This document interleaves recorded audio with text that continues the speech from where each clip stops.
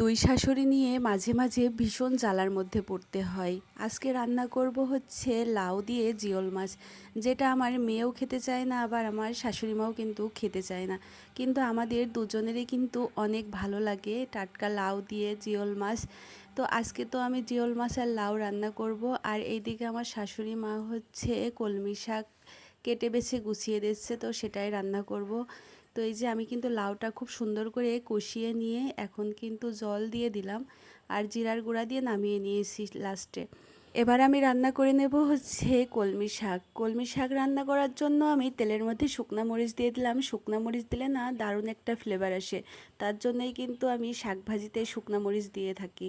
তারপর দেখো আমি এখন পেঁয়াজ রসুন দিয়ে সুন্দর করে আমি ভেজে নেব শাকটা।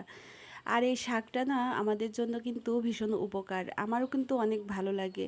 তো দেখো আমার কিন্তু শাক ভাজি হয়ে গিয়েছে, আর কিন্তু আমি একটু মিষ্টিও দিয়েছিলাম, হালকা একটু মিষ্টি। তো শাকটা আমি এখন নামিয়ে নিলাম। তো এই ছিল আজকের আয়োজন। তোমরা কে কী রান্না করলে অবশ্যই কিন্তু কমেন্টে জানিও। তারপর আর সারাদিন তেমন কোনো ভিডিওই করিনি। তো বিকালের দিকে একটু ছাদে আসছিলাম ভোলাকে নিয়ে।